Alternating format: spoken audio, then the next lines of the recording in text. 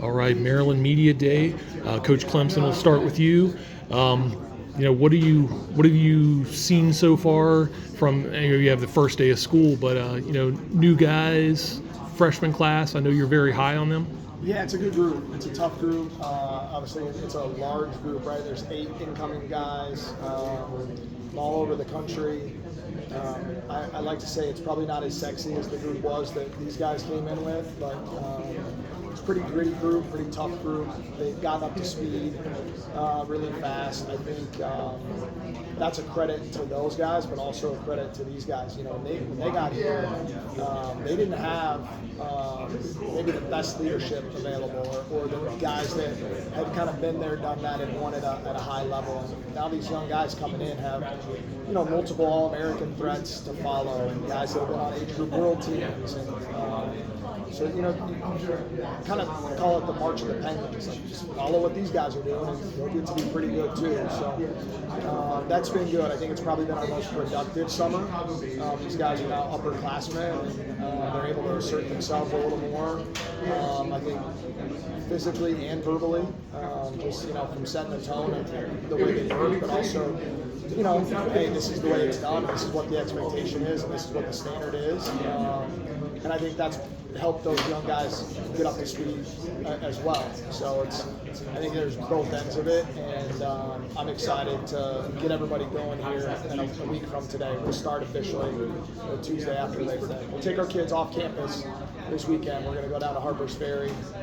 We'll cook out and camp and have a little fun the next morning, and finish our book study and set our team goals and talk about expectations and all those things, and then we'll officially kick off the fall on Tuesday. But since June 8th, 31 guys have been in town, and we had 2 training blocks, and it was really good. So I'm excited for the fall, and I think good things are ahead.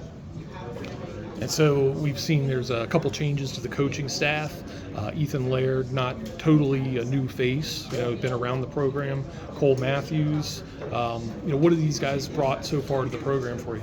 Well, obviously, Coach Mellon departed. He decided Division I athletics had run its course for him, so he's working in the private sector. So Coach Bracetta, Nick, was elevated to associate coach, and then Ethen Laird and Elijah Oliver both became full-time assistants, and we brought Cole Matthews in. So some pretty good change, but still a lot of familiarity. I think guys have earned promotions and have earned opportunities, and I'm excited for those that I just talked about. But then also Cole, right? Starting his coaching career, I think everybody on our staff's goal ultimately is to be a head coach. That was my goal when I was an assistant coach, and I know that's the guys on our staff. And I think when guys want to be head coaches, they think about the sport differently. They think about the program differently. They think about, they can kind of put themselves in your shoes a little bit and probably relate a little bit, and that helps ultimately. And that's what Cole said he wanted. He said he wanted to be a head coach, and I think that's ultimately why he chose to come to Maryland and start his career here. He had a lot of opportunities. He knew that he'd have an opportunity to grow and learn, and he'd be involved in everything from the bottom floor to the top ceiling. He's in there every day, and he's working. He's a sponge. He loves the sport. He's great with the guys. It's been great having him. So it's been a really good addition, and we like to have fun with him, considering the results last year with Freddie Miller, right? Those guys had a couple of good battles, and he won the last one, so he can always, chirp back, I got the last one. So it's been good having him on campus and in college football.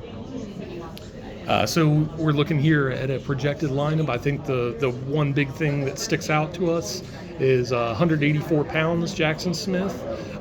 Maybe for both of you, the reasoning behind the move, and just when you decided to make it. I think just the biggest thing is just size. I think the last 4 years tried to get up there, and wasn't ever the biggest 97 pounder. And then also just like the style of how I wrestle, how 84s wrestle, how 97 pounders wrestle. I like to wrestle offensively, score a bunch of points, and I think I'll have a lot more success doing that at 84. and I'll be comfortable in that weight class. I think I'll probably be the only wrestler in series that are going to be excited to cut a lot of weight. I haven't done it in some years, but I think I'm going to feel better on the mat. I think my conditioning is going to be better. I'm going to feel strong. I'm going to feel explosive. So I'm definitely excited for that change. Yeah, I think it's something that we've kind of rolled around a couple times. Just throughout the year when you're traveling and you're on the road and maybe you're not able to lift as you want to and you can't quite get the same nutrition that you want to all the time. We've seen him kind of struggle at times to keep his body weight up and it's dipped, and we're like, man, if the weight class was 190 or 192, it'd be perfect, but it's not. And so the last couple of years we've committed to him growing, and he just down the stretch hasn't quite kept on the size that I think some of the best guys do. And you look at the podium in March, those guys are all big, and he'll have an opportunity to be one of the biggest 84-pounders in the country. He's been really diligent with his preparation in terms of his nutrition and his extra lifting and supplement intake, and using strategies with our medical staff and our nutrition staff. We're going to have to just do all the same things, but from a slightly different angle, right? Instead of trying to weigh whatever it is, he's going to have to try to weigh whatever it is less and utilize the same strategies and the same resources that we have here, just in a little different manner. And he's super disciplined, and he wants to win. And we sat down as a staff and said, these are our thoughts and this is our view. And what do you think? And we kind of let it roll around for a while, and we kind of got on the same page. And so I think it's going to be really good also. I think about the speed at which he can move with his foot speed. I think about the conditioning factor, eating a little cleaner, just all the things that go into it. I think he's going to look really, really good at 194 pounds. I'm actually really excited to see him out there at that weight class. Coach, you got a lot of names listed at like the middleweights from 157 to 174. The top of the lineup and the bottom of the lineup has been really strong in recent years. The middle's kind of been like a problem area. How important is it going to be this season for guys in the middle to step up and like assert themselves and starting spots? We got a pretty good 49-pounder. That guy's back. I think the question mark, right, is what do we do with his little brother? Does he redshirt as he continues to grow? Or, do we wrestle him while he's healthy? There's two schools of thought there. You wrestle when you're healthy, and redshirt, you save it for when you're not. The other thought process is, well, he's got to change weights. We give him a chance to grow into the weight. I promise you, if he was sitting here next to his brother, he'd look plenty big. He wasn't a 41-pounder last year. He's a 49-pounder that made a really tough cut because big brother's at 49. So that'll kind of clean up what we do with our lineup with what we do with Freddie. But there's a lot of names on there because they're deserving. They've been around. They've worked really hard. And you're right. Somebody needs to continue to step up and develop and assert themselves. Our league is unforgiving. And so maybe in a different league, we'd have some more success in the past with who we wrestled at that weight or those weight class ranges.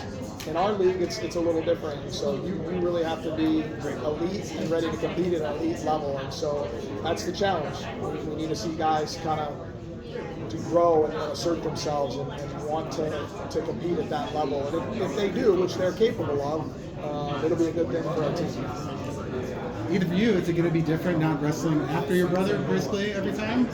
I guess it can be a little bit different. I get sometimes a little too excited watching and stuff, but I think I'll just continue to do my thing. Last year, I think I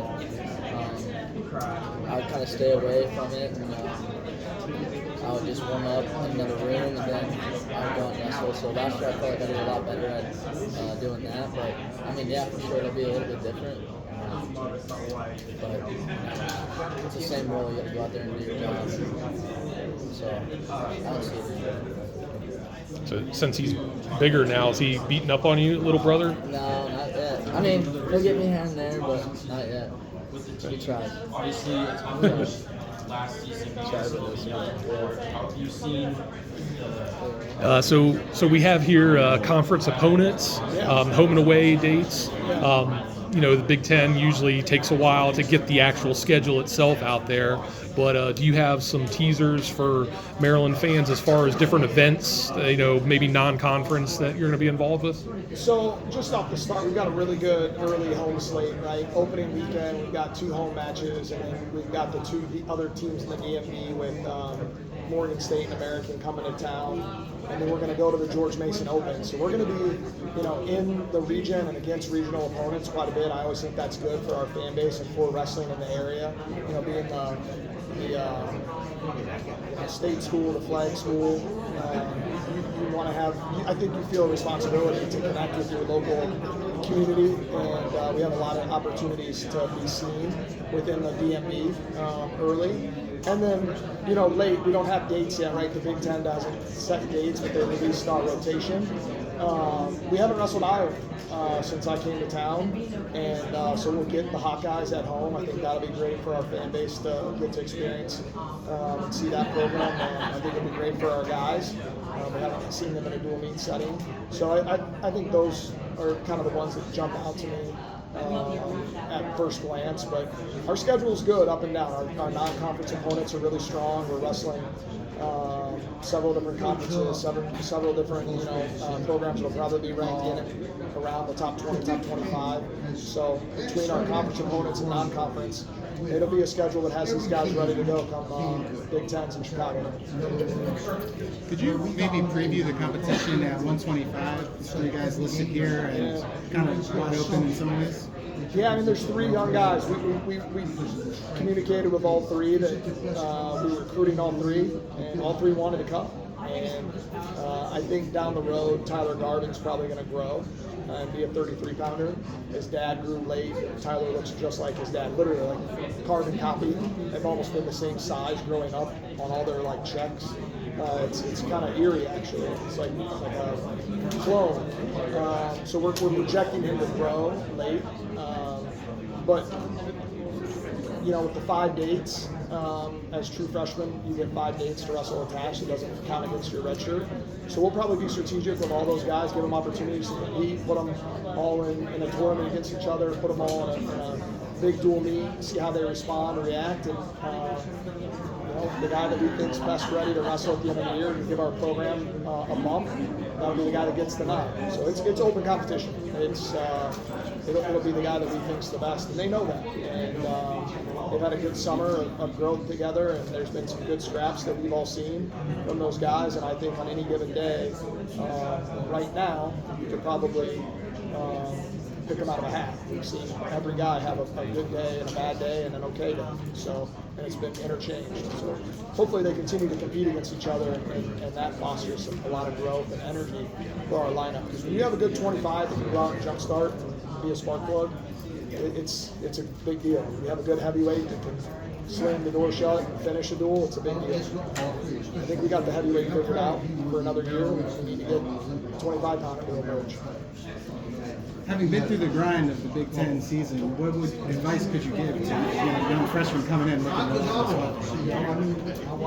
Yeah, I would say, you kind of grow up watching it from, my growth. When I was a young freshman, I kind of grew up watching it and going to the big tournaments. So, I would just say, staying relaxed and staying calm. And for me, you gotta think what I do in the practice room, I gotta go out and show them the mat.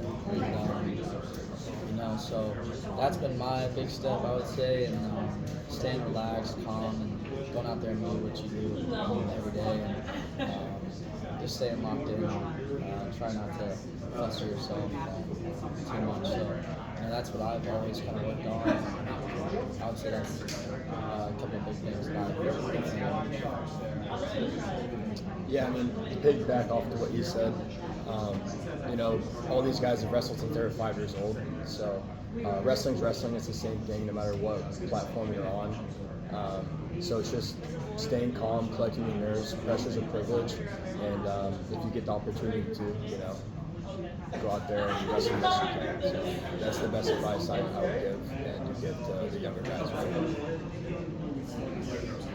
So for both of you guys individually, I'm sure the season didn't end like you anticipated. As you're preparing for this year, spring, summer, did you have anything specific that you were focusing on improving in your game, or just kind of everything? Yeah, I mean, a lot of different things. I think, like Jaxon said, we've been wrestling for so long, so it's kind of just narrowing down the little things that positions and how can I get better in certain positions, more like attacks. So I definitely kind of just grew on that in the summer, just finding other options, and maybe if I don't get the first one, what's my second opportunity, and just the little things, just narrowing it down. I felt like that's what I worked on this summer, and we got stronger this summer, and we all got bigger, we all ate healthy, but still, had more freedom to eat too. So, I mean, I would say for me, that's what I really worked on this summer. Yeah, I mean, I think going into after the season, going into the summer, what we needed to work on was more offense and developing leg attacks, which I think I've done, and I think I've developed some pretty good leg attacks and more offense, and kind of changing the pace of my matches. And I've worked on that this whole summer, and I'm starting to get very comfortable in those positions, just playing around and outside steps, very single legs, and still doing duck unders and slide bys, all that stuff, and just tying it together and figuring out how to tie it all together. And I think we've done a good job as a team and coaches all come together to figure that out, and I feel good at what I've developed into this summer and going into this year. And this is probably a question for you that you get every time this year. Who's a returner or two that fans know the name of, but they've impressed you with what they've done in the off season? Well, I mean, obviously the guys sitting next to me, right? These guys are, I think have the potential to be elite, and they've looked at times this summer. They both have things that they need to continue to work on. They've both been humble enough to recognize that and hungry enough to get in the room and fix it and address it. And that's been exciting. You watch guys that make age group world teams and win matches at the Nationals their first couple trips, and they're like, yeah, we still need to get better. There's still a lot more we want to work on. And their egos aren't so big that you can't coach them. They want to be coached, and not only they want to be coached, they want to be coached hard. And so that's a good thing. You see a lot of growth. I'm really excited for Seth. All right, he knows this is his last year. I think there's always a little urgency when it's it. And then the summer before coming to us, he didn't have the best summer, right? He needed to get moved down from State College. He had to finish a degree. I think once he made the decision to come here, his workout situation and availability changed a little bit in State College and what he had access to. And when he got here, he was just a little behind. And he's been a lot more productive this summer. He's in better shape. He's lighter. He's stronger. His skill set's sharper. So I'm excited for that for him. And then Dario Limas. People are going to really like watching Dario. They got a taste of it a couple times in a couple different settings. And one time he didn't look so great. And 2 other times he looked like the Dario we see in the room. It's a credit to the work he puts in and what he's done with his entire career, but especially since getting to College Park. And I think people are going to enjoy watching the pace at which he wrestles and the wide open style and how he wants to get out and score a lot of points. And I think that'll be fun for our group and give us a lot of energy off of his dual positioning in the lineup to roll right into this game. Coach, question about Chase at 197. Yeah. He kind of struggled a little at 184. He had a really solid finish to the season in the Big Ten championships. How was he adjusted to being told to move up in that weight? Great. I actually think it was better for both guys, right? Chase he's a little more of a draft horse at Clydesdale. He's big, thick, strong guy. He works really hard in the weight room. His body put on a lot of size. He doesn't have maybe some of the foot speed that you normally see at 84. At the end of the year, I think he kind of put it together and had a really good run in that 9th place bracket in front of our home crowd. I mean, right, he pinned a qualifier, a guy that had been ranked well inside the top 25 all year from Northwestern, pinned the guy from Iowa, and it wasn't like he caught those guys. I mean, he was winning both matches by at least a score, if not two, when he pinned both of them. So I'm excited for Chase. I was going to say if there was one more guy that as a returner, I think the weight class change will be good for him, just on full feed and being able to wrestle a really physical, high pace, but maybe not have to face some of the foot speed and dynamic, athleticism that you do at 84. This guy's probably a little better suited for it.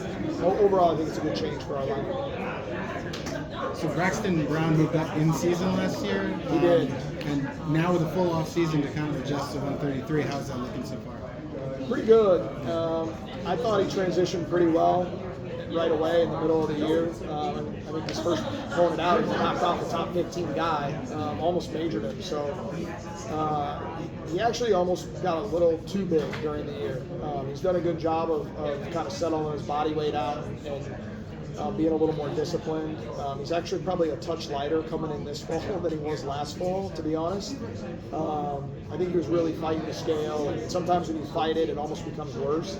He's not fighting it now. He knows where he needs to weigh and what he needs to do, and I think we've got a pretty good plan for him to be really productive in his practices. I think we lost production at times, and because of that, we saw inconsistencies at moments in his competition. So I'm excited to see him have a chance to be a little more consistent, and that'll come from his daily preparation, being a little more on key. So for you guys, so far, what's you've been around for a while now? What's been your most memorable moment in the Maryland singlet? I mean, I would say, it was pretty fun. It would have been like my redshirt freshman year is when we got our first Big Ten win. And that was pretty exciting to do when everyone was, in the locker room. It was just fun, and it was good that we had that moment. And now it's kind of like we know we can push our pace. We should be winning like, 5, 6, or 4, 5, 6 duels a year now. And that's just always been my mindset. I hate losing. I'm very competitive, and so at times it kind of just sucks to we just fall short of some of those duels. But I would say that was a big moment. And then this year for me, I thought it was a big moment just at the Big Tens, just for myself, just knocking off the quarterfinals match. I won that one, and then a tight match in the semis. And although I fell short, it was exciting. It was fun to hear the crowd. Yeah, it was loud after that quarterfinal win. I remember that. Fun. So, there's plenty of memories that I have, memories outside of wrestling, but I would say that's two pretty good things. Yeah, I mean, I think as a team, my favorite memory was our first Big Ten win as a team. That was pretty fun. That was cool. This was really exciting, because we've been looking forward to that for so long. But we were training to get that for so long. It felt good to just finally get that. I think I have many individually, but I think my redshirt freshman year at NCAA's, I think it was the round of 16 maybe, hitting Trumbull, and that was pretty exciting. That was probably my favorite moment. That or Big Tens this year in my quarterfinals match with the overtime takedown. That was pretty fun. It was so loud, like you guys were saying, and yeah. Question to kind of all you guys. This team continues to kind of accomplish program firsts in each consecutive season. What's a realistic program first that you think the team can accomplish this season? Like a 6th guy in NCAAs, or a 3rd or 4th Big Ten win, something like that. Yeah, we this weekend we're gonna set our goal, and it's like I just said, I think we can win multiple Big Ten matches. We shouldn't just win a couple. I think we can win multiple.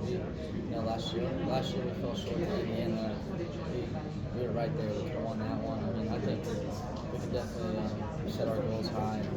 And push another guy to NCAAs. I think there's plenty of room for that, and it takes everybody to do it. Everyone's got to do their job at the end of the day, and you'll see those goals happen. Yeah, I agree. We're going to set our goals at our championship that we do every year. And I don't think it's too far to believe that we can win 3, 4, 5 Big Ten matches. We can win the out-of-conference matches. And I think we're going to do it this year. I think our team is coming together really well. There's some changes in our lineup. I think it's going to help our team better, and it's going to help our team perform a little better too. So, yeah, I think we're going to set high goals, high expectations, and I think we can meet them too. Going off of that question, like a lot of the programs for each year, it's really been just constant improvement. I have a complicated question about what does that say about the trajectory of the program and what coach has done since he's gotten there? Yeah, I mean, when he got here, Clemsen and Go and everyone, they had high expectations for us. I think that's why their first recruiting class was us, because they see a lot of themselves in us. And we share a lot of the same values, goals, and aspirations. So I think that's why we're here, and that's what we're going to continue to do. Right? We're not gonna plateau. Every year we're going to continue to grow and grow. And I think it says a lot about our team and the guys that we bring in, and the values that everyone on our team has. And yeah, just continue to see us continue to grow. And Jaxon, obviously, yeah, I don't know if you remember, I did a story on it heading into this year's NCAAs. We were 1 point shy of All-American status in 23, and really as a whole, it wasn't the showing that everyone hoped for. But I feel like wrestling is it's a mental sport, just as much as it is physical. What does going through those things do for you as a wrestler, and how does that motivate you going into this year? Yeah, I think I did a lot of reflecting after this year's NCAA tournament, and I think maybe I lost why did I start wrestling when I was 5 years old? Because I love the sport and it's fun, right? And I think that's why I'm starting to find again through the summer of just playing around and wrestling, working in new positions and stuff like that. It's I wrestle because I love it. It's fun.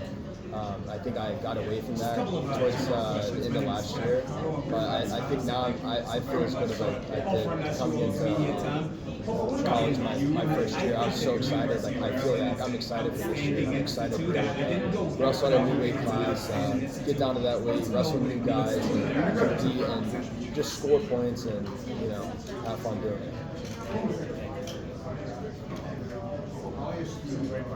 That's all I have. Thank you guys. That's it. All right. Thanks for coming out, guys.